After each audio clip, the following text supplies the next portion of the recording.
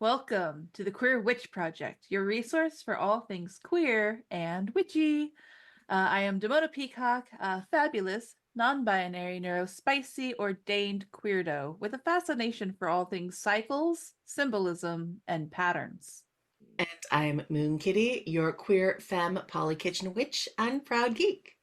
Today's topic is finding a queer deity.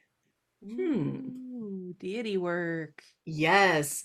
So it's one of those things that as queer people, it sometimes can seem a little bit challenging and difficult to find a deity of some sort that resonates with us because we think of all of the, especially if you're brought up in a Christian format, you think of the all male God and Mm-hmm. everything else. It's really hard to kind of find deities that kind of influence us or are noted as queer because every story that we hear in general tends to be set through a heteronormative lens and given sometimes liberties, shall we say, with the characterizations of different deities and gods and goddesses over the years.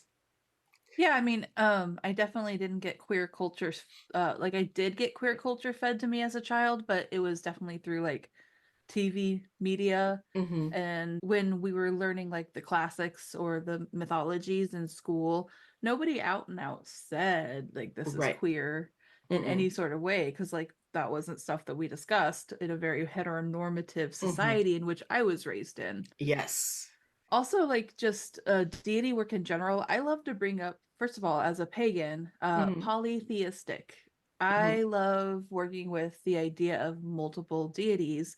And the first thing that drew me to paganism as a sapphic person was the idea that God isn't just a all male or Hmm. father archetype or Right.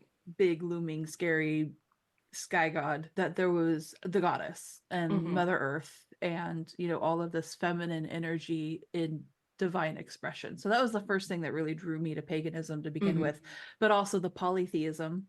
Hmm. And I also want to bring up that some pagans don't are non-theistic, as in they don't Hmm. really work with deities. Hmm. So just like know that whatever works for you is great. And if this is, if working with deities isn't really your thing, there are people out there that feel the same way. I like working with deity energies, Hmm. and I have found many to be very queer expressions. That's awesome. And I hear what you're saying because I don't generally have particular patron deities that I work with, but that doesn't stop me from, I think I work with them more in the abstract Mhm. versus rather than working with them one on one for that reason. So I will like, hey, I will say the lady or the Lord or um I don't say the Lord because that's too Christian Catholic. hetero focus for me. But for years, when I would pray, I would ask the lady for protection, and that can fit so many different kind of non-denominational goddesses that are all over around. So you can pray to the father or a father type deity or a mother type deity without getting specific into which one you are, Yeah. for the reason that they are all as an archetype connected. Exactly. And that's exactly what I was going to say is think about deity as Hmm. archetypal expressions of where Hmm. spirit meets human expression, because Hmm. we have characterized these deities in so many different ways, but really it's also like an expression of our culture, our mythology, our beliefs, our ideas, our imagination, truly. Hmm. And so many people hear these stories or put energy into it or beliefs into it, that it also like feeds into that this energy exists in the world. But I think every individual story of a deity that has a name and a personality and an archetype and Hmm. expression is really just a tiny, tiny sliver of what God or goddess or the Right. universe truly is. Hmm. But it is really fun to take that spiritual Yes. energy and personify it, give it a name, give it an attitude, and work with it. And as humans, that's something we do. When we don't know how to explain something, we create a story for it, or we create a an archetype or a deity who explains who's over that kind of thing. So that way, if something goes wrong or something goes right, Yep. they have a name to it. We name Or even things. we would do it to explain or tell a story around natural occurrences, Hmm. natural disasters. Like we had a thunderstorm roll through hardcore yesterday, and I was just like, there was one moment where the lightning and thunder hit at the same time. It was so loud, it like shook the building. I swear it Mm, hit our building. It was so, and I was just wow. like, my hair stood on end, and like, you know, your nerves get shot, like, like, okay. And then I'm just thinking, calm down, Zeus. I am impressed. You got me. But chill, man. Calm down. Right. I used to also think of rain as a kid. I would always say it was like, oh, God's tears. They're Mhm. grieving. I love that thing that we do as a species to name things and to identify Yeah. why and how things are. Pulling us back to our topic, kind of touched on this earlier. Not all deities are heteronormative. We are definitely living in the age since the Industrial Revolution, since the Renaissance, and even Victorian before era. that, Victorian era. All through that period of time, things have gotten much more heteronormative because historically, homosexuality was thought of radically different in Greek Well, and in Roman the times. And it yeah, didn't, they didn't bat an eye at it at yeah, all. Like, there wasn't a name for it because it was just part of the culture. You didn't self-identify one thing or another. And that was something that I yeah. thought was really cool as we were doing research into the different gods and goddesses that we'll list out in a little bit. And I heard someone said this phrase that I thought was great. Most of the ancient Greek gods didn't really have a concept of sexual orientation. They were just attracted beautiful. They were just Mm, attracted to beautiful. So whether you that beauty was in masculine form or feminine form or some sort of hybrid of the two, there wasn't a orientation. So you could prefer a lover of some sort, but you didn't. It didn't really mean one thing or another. The way we have very much yeah. segregated into hetero and homosexual camps in the last 500 years. Yeah, it's really a shame that we raised people that way. Because you Oh look God, like yes. this at birth, you are expected to behave and love in this kind of way. Like, Mm-hmm. please. You know what? The proof that there are queer deities is because there are queer humans. Mm-hmm. And the proof that homosexuality and queerness is completely natural is because it exists in nature, Mm-hmm. in Oh yeah. humanity. Like, you can't deny its existence. It's proven. It's there. It's Mm-hmm. not an alien concept. Let's just put it that way. And it's not specific to humans. I mean, No. like you said, it's in multiple different species have the same kind of tendencies. They don't have the language. Your that average that bird they're doesn't have they defining. have their own language, but they don't have a language comprehensible to human to be able to say anything. I think of the gay penguins who Yeah. raise fledgling other Yeah. penguins. It's really there is no concept of And sexual there's a lot of orientation. like species or things that we consider alive that are Hmm. intersex or can change sexes. And so it's Hmm. like the world out there is vast. Quit trying to box humans in to these Hmm. ideas that are antiquated. In antiquity, there's proof of historically having queer folks in other cultures. Exactly. Just really the surgence of the Judeo-Christian construct and that really kind of Mind control. that split that into gender binaries because the Yeah, the two-spirit people right. is indigenous. That's been around for long before colonization.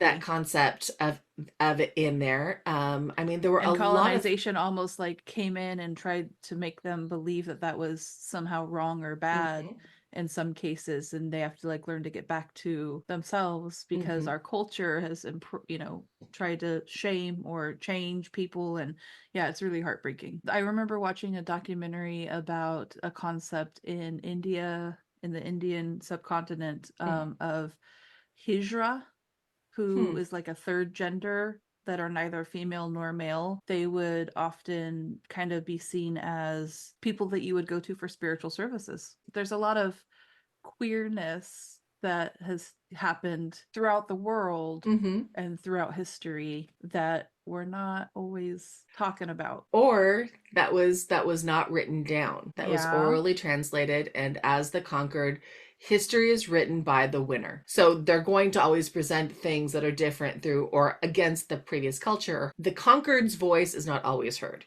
In fact, the conquered's voice is rarely heard other than through small oral traditions that get passed down. So it's really enlightening as those oral traditions are becoming more widely known through the grace of the internet and everything else, and hearing those stories and the research being done, that it's more coming to light. It's really kind of a cool thing Yeah. to me that we are finding out that how much queer there really was and has Yep. been in And history. will always be. I remember as a younger Mm-hmm. pagan attending a big convention, and I attended a ritual. So in this convention, different groups from different areas would kind of sign up to host a ritual Mm-hmm. for like a hour and a half, 2 hour session. I think it was about an hour Mm-hmm. and a half, 90 minutes.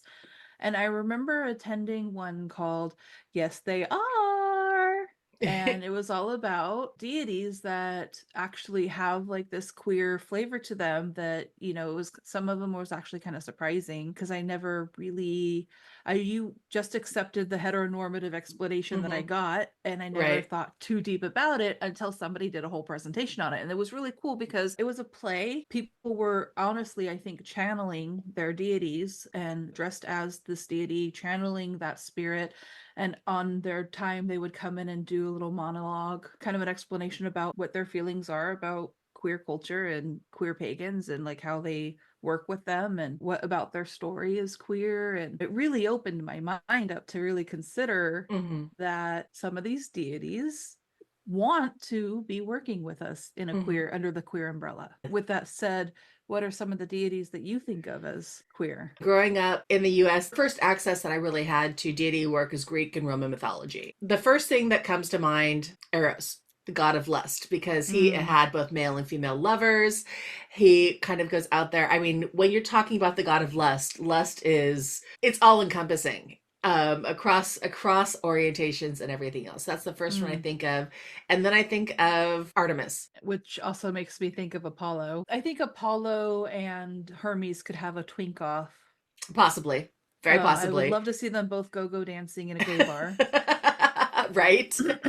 But Artemis being the sapphic lesbos equivalent of Apollo, where Apollo's the twink boy, pretty boy that has all kinds of lovers. Artemis is like, I'm doing this on my own terms. I got Right. my band of ladies. I got Artemis is my the butch queen. for real. Yeah. Seriously, when you think about it, because again, the whole idea of her story is telling Zeus, I don't want a husband, I don't want a man, I don't need a man. I'm going to be the virgin, and I'm putting virgin in big, huge air quotes. I'm going to be the Because it means virgin goddess, unmarried. who's also the patron goddess of childbirth, by the way, but the virgin goddess, Yeah. who surrounds herself with a whole bunch of women. That's the I don't need no man goddess. Right. So there's that. However, she does fall in love with Orion, which is one of my favorite stories, and that Mm. kind of construct of so she has that kind of See, pansexual, bisexual aspect to her, but because she didn't wasn't generally married or considered married to another male deity, for lack of a better phrase, she was considered the virgin goddess, and therefore follows out with the idea of sapphic love, but also I love that you kind of called her a butch queen, except for me, like she's totally like a femme, like a yeah, lipstick lesbian at the same time. I Because see I her always as think of both. 100%, like the Hmm. one that could do both. You know what I mean? Like the one that Oh. can do it all, can go hunt and then dance and celebrate. And Mhm, I think of her as independently sexual. They mhm. desexualize her because she's a virgin, but really that just means she was unmarried. She was free and flowy and had phases like the moon does. Right. And I think what's great about that is, again, we both see a different image Yeah. of her in our minds, but I don't think Mm-hmm. either are wrong. The other No. thing that I think is really kind of a cool concept is she can be both butch and femme and arrow. And literally in the sense, not Right. just she's shooting arrows, but the fact that she doesn't need a lover. She has the aspect of, I am completely disinterested in sex. I completely don't need either gender.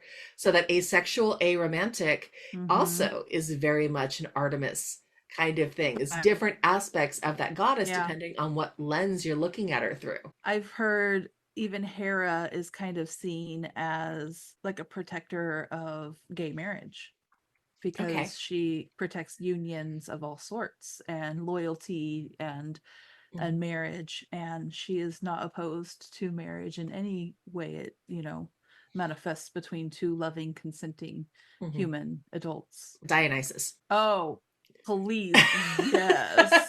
Again, totally Dionysus. He was considered gender fluid. So many pictures of Dionysus. He's a fertility god. He is all Yep. over the spectrum. Had multiple lovers, including the satyr Ampelos, who becomes the grapevine, and Mhm. Ariadne. There's so many different He gives bear lovers. vibes. Yes, definitely has daddy bear vibes. Is like into like pleasure Mm-hmm. and indulgence and being alive Yes. and enjoying it. A couple other ones. Pan, as Mm, pansexual. exactly. Yep. I know some mythologies he can get a little questionable consent wise, but he definitely is like the satyr Mm-hmm. of that animal side of us that really wants that kind of physical, intimate connection Mm-hmm. with another being. There's others, obviously, but those are the Oh, biggest of the yes. Greek pantheon. Now, again, I don't know much about some of the other different pantheons that are out there, but there are a few that I have heard, even in general, as I've learned stories, or like I said, at PantheaCon over the years, Hmm. hearing and learning about the different religions and Yes. different deities that are come through. I don't know a whole lot about the Norse pantheon, except that Mhm. I keep getting exposed to it by friends who do. And culturally, it's kind of a hot topic these days because of some comic books somewhere, I The guess. MCU. But like, so I've kept hearing the story of Loki being kind of a Hmm. shapeshifter, including a genderqueer, gender fluid experience where Loki shapeshifts and becomes a mother Yes, becomes a mare. who a Become mare. he's hiding. Loki Yeah, Loki is hiding from do because tell. Loki doing all over Loki Because things. Loki do, as Loki do. No, he was I don't hiding even as a know why mare. it's like Beetlejuice. I'm saying his name too many times. I don't. Yeah, phew.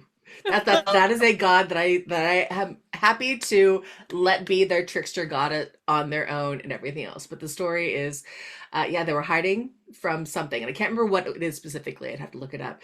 But basically, during the time he was hiding as a mare, he was impregnated by the stallion. Because Hmm. those kinds of Because things of happen. course. So he gave birth. As a mare, he gave birth to Sleipnir. Sleipnir, eight-legged horse, Mm-hmm. who was employed by Odin. Oh, there's a word for this. Psychopomp? Is that the word I'm thinking of? Where they will go between the land of the living and the land of the dead? I think Like a so. Yeah. so much like a messenger, much like Hermes and Mm-hmm. Mercury, Sleipnir was like Odin's little psychopomp buddy that could carry even the gods or the Mm-hmm. dead from here to there. I am fascinated by the stories that I do get, Mm-hmm. and Loki's shapeshifting and gender fluidity and being a Mm-hmm. mother. I Right. have a deep appreciation for the idea of Loki as a mother. Hey, might be a mother mare, but a mother nonetheless. So very much could be a mischievous spirit to connect with around gender questioning and gender exploration. Mm-hmm. There are even like some believed queer expressions of deity even as far back as Egyptian Mm-hmm. pantheons. They say Isis and Nephthys were sisters Mm-hmm. and Again, with the constant air quotes around the companions, right? sisters. The big sister, like they were roommates. And then there's the god Atum, Mm-hmm. Atum, who was kind of seen as either both male and female or and gender ambiguous. Mm-hmm. And he is like a creator god, like going back to like the genesis of Mm-hmm. creation. And they talk about self pleasure and how he sometimes he's called the god who grows and comes. So he's self-felated to give birth to Shu and Tefnut, who are the ancestors of the other Egyptian gods. Out of the self love, I birth everything, Mm-hmm. the universe. And in a way, that's queer too. I think Oh, that absolutely. all queer folk are on a journey of self knowledge, Mm-hmm. self gnosis, self love, and freedom of expression. And speaking of birthing and the idea of mothering and mothering Mm-hmm. relationships that sometimes with queer things are, I can think of at least one or two goddesses. I know one of them's your patron, who are not identified specifically as don't have stories about being in queer relationships. However, Mm-hmm. they become the mother of Mm-hmm. queer Oh, family, mm-hmm. and the mother of the queer. Bridget, for one, has been to me one of the patron goddesses of the queer community who would go out there and say, if you have been disowned by your, faulty, imperfect human parents just for being who you are, I'm your mother now. She's going to be at the gay pride parades giving out free mom hugs. That's how been my personal experience with Bridget. She's definitely been somebody I could rely on in absence of my own mother, and in the presence of my mother's rejection of me. Same with Aphrodite. Mm-hmm. Um, Oh yeah, she protects love of all she protect, flavors. yeah, love of all flavors through her babies, Eros. Eros for Yeah, one, and Eros was the first one I talked about in the right. earlier. But no, again, she is that she doesn't have the direction, but she is the mother. It's like, nope, love is love. This is what's going to happen. Mm-hmm. I am the patron goddess of love, and love in all of its forms. Even though I don't have this experience, I am that P flag parent Yep. that I will support all of my children in that aspect, and it is love to me. Well, so here's another one. Hecate, being the Mm, goddess of the crossroads and liminal spaces, that would make is sense. very much a mother protectress in a very like I will fuck you up kind of way if you Hmm. fuck with my people I'm protecting, especially for those who are going through transitions or Hmm. who exist within liminal spaces, whether that be gender or sexuality, and that includes those spaces within us.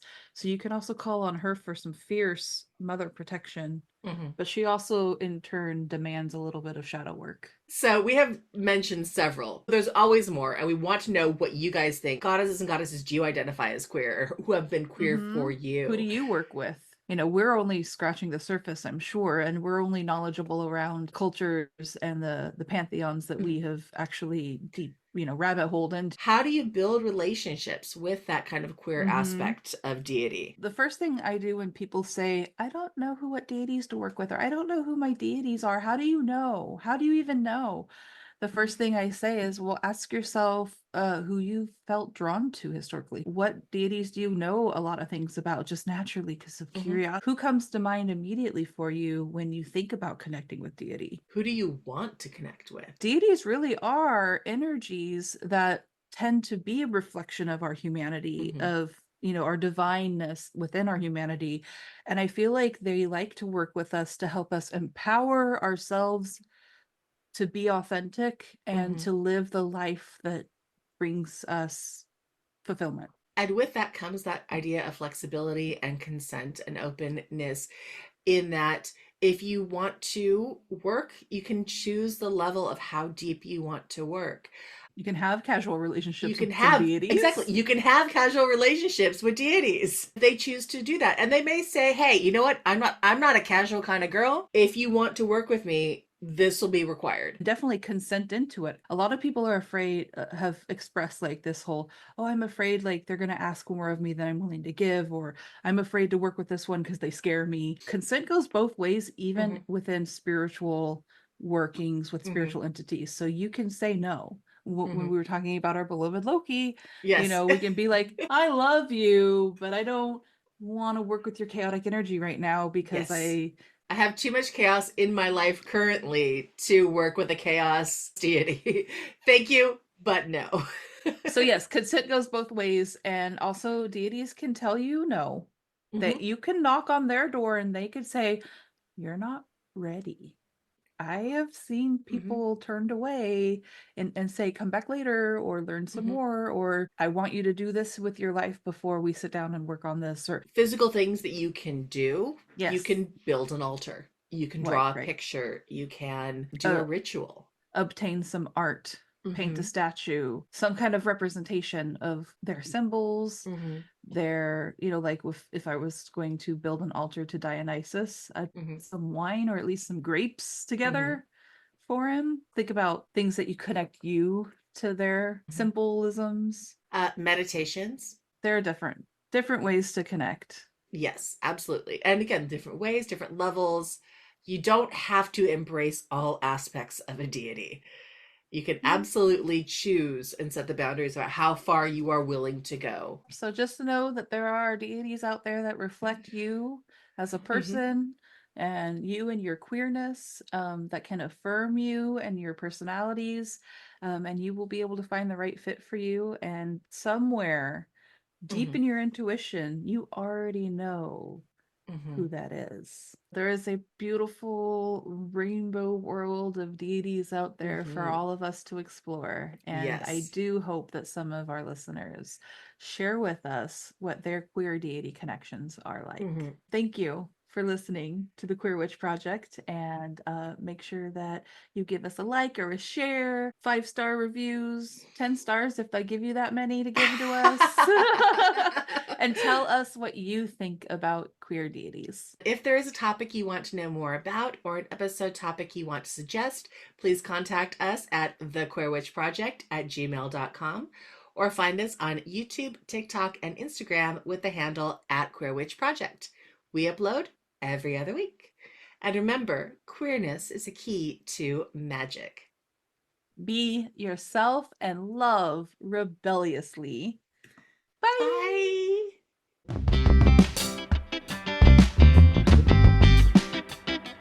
Bye.